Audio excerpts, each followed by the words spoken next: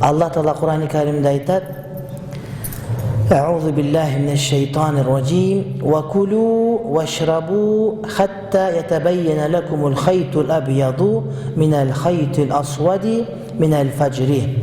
Thumma atimmus siyama ilel leyl." Bakara suresinin 187. ayetinde. Anın manisi jegile içkile. Tündösü kalagança jeyip içkile. Hatta yetebeyyene lekumul haytul abyadu minel haytil asvadi minel fecri. Tаңдын ак жиби менен кара жиби силерге ажырап айырмаланып калганга чейин дейт. Таңдын ак жиби менен кара жиби болот. Ошол ак жиби менен кара жиби айырмаланып силерге ажырым болуп бөлүнүп калганга чейин жеп иче бергиле деди. Андан кийин ооз бекиткенден кийин атим мусияма илелли түн киргенге чейин, күн батканга чейин орозону толуктагыла деди. Демек, таң аткандан күн батканга чейин орозо кармоо парыз, мына ошол парыздыгында эле мына ушул аят. Эми азыр көп адамдар Куран окуйт, башка кылат дагы, ошол ак жип менен кара жип айырмаланбай калды го. Айырмаланбайт. Мына эшикке чыгып карасаң ак жип менен кара жип, ак же кара экени билинбейт дешип, саатка карабастан жипти карап отургандарды көрдүк. Бул боюнча кантип түшүнүшүбүз керек? Адатта Кур'ан-ы Каримди түшүндүрүү үчүн Кур'ан-ы Каримдин өзүнүн аяттары бизге жардамга келиш керек. Кур'андагы бир аят түшүнүү үчүн Кур'андагы башка бир аят ошол аятты кенен кылып түшүндүрүп берсе, анда ошону угушубуз керек. Эгерде Кур'ан аяттарын түшүндүрүп бербесе, анда пайгамбарыбыздын осуяттарын, хадистерди карашыбыз керек. Хадис кантип түшүндүрүп берген? Хадистен дагы таппасак, анда сахабалардын сөзүн карайбыз. Сахабалар мына ушул аятты кантип айтып түшүндүрүп беришкен? Эгерде сахабалар жок болсо, андан нары табииндер, аалымдар, башкалар, анан акыркысы араб тилине карайбыз. Араб тилинин эрежелерине ылайык ушул аятты кантип түшүнсөк болот деген сөз 5-орунда келет. А бизде теңирден тескери болуп калып, биринчи эле арабчаны чалап учуп билсе, Барановдун русско-арабский словарды алып туруп эле аяттын маанисин чыгарып жазып коюп атышат. Азыр кыргызча которулган Курандын маанилери дагы мына ушундай. Алардын соопторунун бардыгы Баранов мусулман болгондо Барановго кетер эле. Орус бир Баранов деген. Таптакыр ката кылат. Бул аятты түшүндүргөн хадис кандай? قال لما نزلت حتى يتبين لكم الخيط الأبيض من الخيط الأسود من الفجر قال له عدي بن حاتم يا رسول الله إني أجعل تحت وسادتي إقالين إقالا أبيض وإقالا أسود أعرف الليل من النهار. Gündördün bir gününde mına uşul tаңдын ак жиби менен кара жибин айырмалап билгенге чейин тамак жей бергиле деген аят түшкөндө Adi bin Hatim деген сахаба пайгамбарыбызга айтты: "Аллахтын элчиси, мен уктаганда жаздыгыма ак аркан менен кара арканды коюп коем дагы, утур ойгонуп карап турам. Ак аркан менен кара аркан бири-биринен айырмаланып, экөөнүн түсү эки башка болгонун билмейинче мен жей берем" деди. Мына Кур'ан-ы Каримди сахаба араб тилин билген, араб маданиятын билген адам жип катары кабылдап, эки арканды, ак кара арканды коюп туруп, подушкага коюп ошентип уктайт эле. Качан экөө айырмаланып калганда таң атыптыр деп билер эле. Анан ошентип айтканына араб тилинде ушундай го деп ишенип албастан, айткан сөзүнүн, кылган ишинин чынтөгүнүн тактоо үчүн пайгамбарыбызга сөз салып айтты: "Мен ошентип подушкама коюп алам ак жип менен кара жипти. Бу кандай болот?" деди. Degende Peygamberimiz aytdı: "Faqala Rasulullah sallallahu aleyhi ve sellem inna visadeteke la aridun. İnnema huwa savadul leyli ve bayadun nahari." Peygamber aytdı: "Senin jazdığının kenendigi ay" dedi.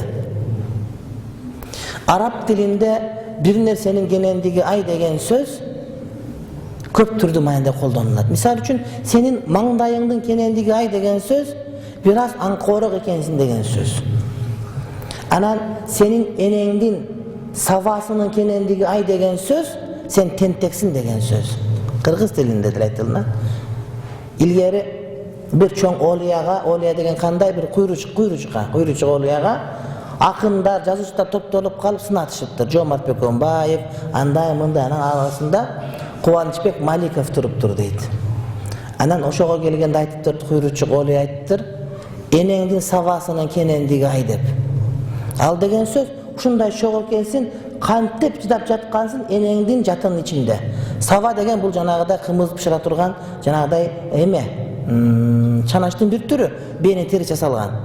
Эми жатын дегенде саба деп салыштырып айтат дагы, ушунчалык шок болсоң 9 ай энеңдин ичинде канча жаттың экен сен?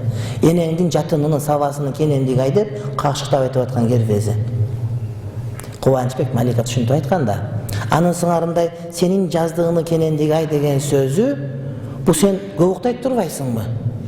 Жаздыгың кенен болсо, төшөгүң кенен болсо көбүктайт да. Сен жипти коюп, жипке шылтоолоп отуруп, түш болгонго көбүктай берип турбайсыңбы сен? Бу сенин жаздыгыңдын кенендиги ай деп пайгамбар бирчимчи айтты дейт. Иннама хуа савадул лейли ва баядун нахар. Ал дегеним, аркан жип дегени, бул түндүн караңгылыгы менен жарыктыгы деди. Көрдүңөрбү? Пайгамбар өзү түшүндүрүп берди. Ак жип, кара жип деген Курандагы сөз, бул таң менен түн деген эле сөз. Эч кандай жипти карабайсың ал жерде. Ак жип менен кара жип таң аткандан кийин бир кыйла убакыттан кийин билинип баштайт. Таң биринчи атканда ак менен кара жип билинбейт. Ошон үчүн биздин элдеги чымчыктар сайрабай калганда, анан жылдыздар батып кеткенде, жылдыз көрүнбөй калганда, таш ыргызсам таш көрүнбөй калганда, дагы бир неке деген сөздөрдүн бардыгы болбогон жомок. Маселенин бардыгы таң атканда каралат. Таң экиге бөлүнөт. Жалган таң, чыныгы таң деп бөлүнөт. Жалган таң дегени чыгыш тараптан таң атканда узундан таң атат. Агарган узун болуп түркүнүн куйругундай болуп агарат дагы чыгыш тарап. Анан кайра жок болуп кетип, андан кийин бир аз туруп, горизонттон жайылып таң атып баштайт. Ошол горизонт чыгыш тараптан жайылып аткан таң мына ошол чыныгы таң. Пайгамбарыбыздын убагында 2 азан айтылчу. Биринчи азан жалган таң атканда эмне үчүн адамдарды кыйкырып ойготуп, тахажжуд окуйт, тахажжудка тургула, витр окуйт, витриңерди окугула, анан орозо кармай тургандар оозуңарды жапканга тамак ичип алгыла деген белги болот. Ал эми экинчи азан болду, оозуңарды жапкыла. Тахажжуддун убагы бүттү, тамак жеген убагы бүттү, багымдаттын убагы кирди деген азан болот. Албетте 2 азан айтуу азыр Меккеде, Мединеде бар. Ханафи мазхабында имам Абу Юсуф ушуну колдойт. Ошондуктан аны биз колдойбуз. Бирок биздин өлкөдө атат болгон эмес. Анткени тахажжудка тура турган адамдар өздөрү билип тура берсин. Балким уйкусун уктагысы келип аткандарга мишет эткендин аларга мындай бир алек кылганын кереги жок деген жана башка себептерин улам. 2 азан айтылынбастан бир эле азан экинчи чыныгы таңга болгон азан айтылып калды. Андан сырткары риваят илиминде дагы бир канча маселелери бар. Бизге ошону көп айтып жүрүштү. Демек, күндүн таң атканына карайбыз, ошол таң аткан ар жылы бирдей эле таң атат. Бүгүн мисалы үчүн канчанчы эме? 29 август. 29 август быйыл деле, эмдиги жылы деле, андан аркы жылы деле бир учурда таң атып келатат. Демек, бул айда эмес. Айды календар кылып койсоң болбойт. Анткени бир айдыкы бир жылга окшошпойт. Ал эми бир күндүкү ошол эле күн кийинки жылга окшош болот. Ошон үчүн календар илгери эле көрүлүп, баяндап, жазылып коюлган.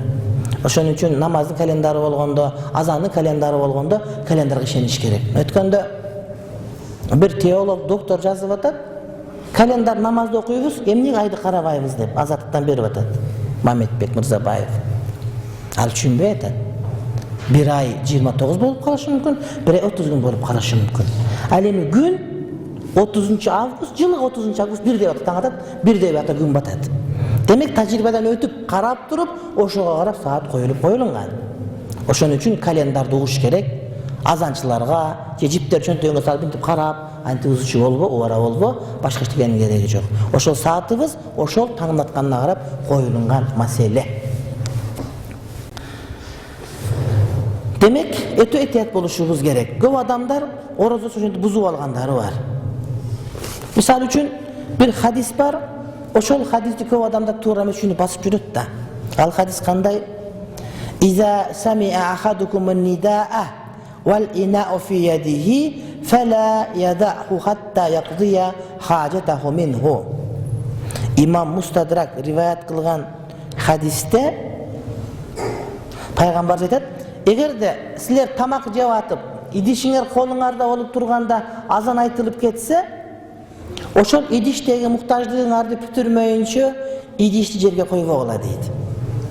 Бул деген сөз азан айтылганда колунда сууң турса, бисмилла деп ичип, muhtaçlığını бүтүрүп ала бер, азан айтылынса деле. Бул деген сөз күндүн таң атып калса деле, таң атканы кирип калса деле, тамак жеп аткан болсоң, дароо токтотпостон уланта бер, жеп бүтүп андан кийин орозо кармасаң боло берет деген маани келип чыгат хадистин маанисинде. Мына ушуга амал кылып жүргөндөр бар да. Азан айтып атат, бул жеп аткан болот. А биздин алымдар айтышат, азан айтылганда оозуңдагыны сыртка чыгар деп айтылат. Эгерде оозду чайнап аткан болсоң, ошол нерсени азан уксаң, саат нуга кирип калса, оозуңдагы сыртка чыгар деп айтат. А бул хадисте болсо, жок бүтүрө бер деп айтып атат.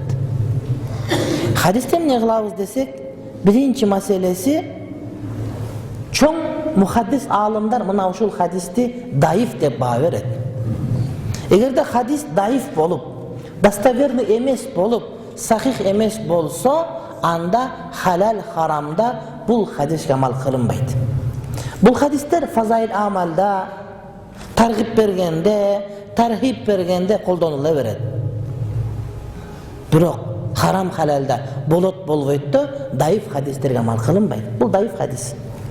Мустадракта келгендигине карабастан, Сунанил Байхакиде келгендигине карабастан, Даруқутни, Абу Дауд, Имам Ахмад риваят кылгандыгына карабастан, мына ушул хадисти даиф деп билебиз биз. Ошон үчүн амал кылынбайт. Экинчиси, хадис ахат хадис. Ал эми Кур'ани Каримде мутаватир сабит болгон, шек күмөнсүз бекен болгон аятта وَكُلُوا وَاشْرَبُوا حَتَّى يَتَبَيَّنَ لَكُمُ الْخَيْطُ الْأَبْيَضُ مِنَ الْخَيْطِ الْأَسْوَدِ مِنَ الْفَجْرِ. Таң атканга чейин жеп ичкиле. Таң атканда токтоткула деген маани келет дагы. Кур'ани Каримдеги кат'и аятка занни хадис каршы келип калса, даиф эмес, сахих болсо деле амал кылуу болбой калат эле. Анткени хадис канчалык сахих болбосун, бирок мутаватир эмес болсо, даиф болуу ыктымалы бар. Ошол хадис текшерген мухаддистер текшерип отуруп сахих деп баа берген, бирок даиф болуп калуу ыктымалы бар. Даиф деп баа берген хадис сахих болуу ыктымалы бар. Ал эми мутаватир хадис даиф болуу ыктымалы жок. Ошон үчүн кат'и субут, кат'и бекен болгон текст менен занни бекен болгон текст бири-бирине карама каршы келип калган убакта кат'и сабит болгон текстке маани берилет. Күндү карады, ачки менен жүзөт өзү жакшы билбейт, шектенип калды. Таң аттыбы же күн түн батчыга элекпи? Түнбү же күнбү? Убакыт келип калдыбы жокпу деп шектенип кала турган болсо, биздин алымдар айтышат, яжузу лахул аклу лианна ласла бакаул лейли. Эгерде шектенип калып таң ата элек деп калсаң, саатты билбейсиң, сен календарды көргөн эмессиң, айыл жериндесиң, календар жеткен эмес сага, же башка бир жердесиң. Шектенип калып таң атпады десең, анда түн бар эмес беле, сен түндө келе атасың да. Сенде түннүн бар экендиги якин, таң аткандыгы шек болуп атат. Демек, якин бар деп туруп, түн бар деп туруп, жесең болот. Түшүнүктүүбү? Эч убакта якин шек менен кетип калбайт. Мына ушул мен айтып бере турган биринчи маселе.